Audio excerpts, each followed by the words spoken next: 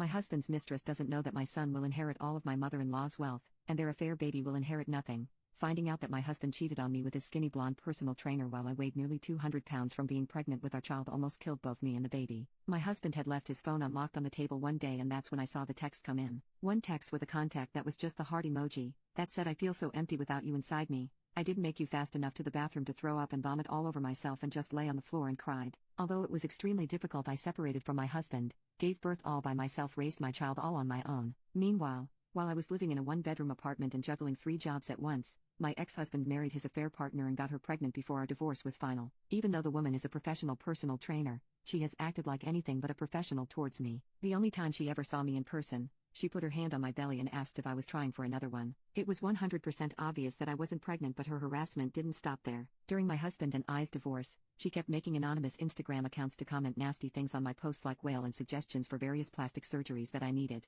This led to me deleting 100% of my social media because I was sick of her having any access to me. The only positive aspect that came out of my divorce other than leaving a cheater was my ex-mother-in-law's overwhelming kindness. I had always been close to her and she was the first person I called when I found out about the cheating. I'll never forget how she supported me and cried with me on the phone and called her own son a bastard beach for what he had done. We have stayed in contact through divorce. My son loves his grandma and she has done so much to support me over the years, including buying me baby formula when I was struggling. She's an incredibly kind woman, and unfortunately this year she developed a very serious fast-acting cancer, and I have been visiting her every chance I get, far more than her own son. She took care of me when I was alone, and now I want to return the favor. About a month ago when I was visiting her, she waited until her caretaker had left the room and pulled me in to tell me a secret. She let me know that she had been updating her will, and she was so resentful of the type of man her son had grown up to be that she had chosen to leave 100% of her assets to my son instead. So not only will my ex-husband and his new wife get no inheritance, but neither will their child. I started to tear up and begged her to reconsider, asking her why she felt like my family deserved this instead of her own. She reminded me that I am her family and confided in me that her own father had left her family to go live with his second family when she was only 5 years old, and she had hated him for it. Now that her own son had grown up to be a cheating piece of poop just like his grandfather,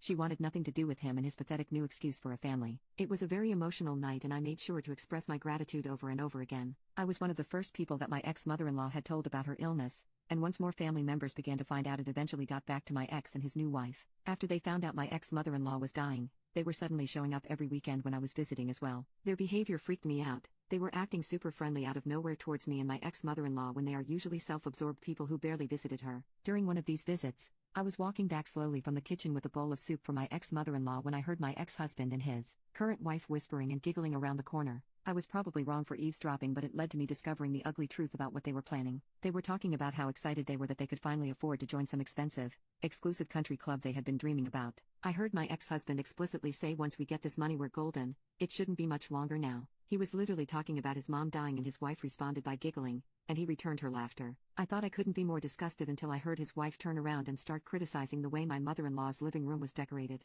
From the corner I was peeking out of, I saw her take down a photo that my ex-mother-in-law had put up of my son, turn back to her husband, and say, "There, doesn't that look so much bet? We'll have to replace it with photos of their son's name." I couldn't believe that my ex-husband was just standing there as his wife was insulting his own child. But then again, he's great at being divorceable. I'm going to miss my mother-in-law with all my heart when she passes, but I have to admit that seeing the realization on my husband and his wife's face when they learn they won't be getting a penny from my ex-mother-in-law will be priceless.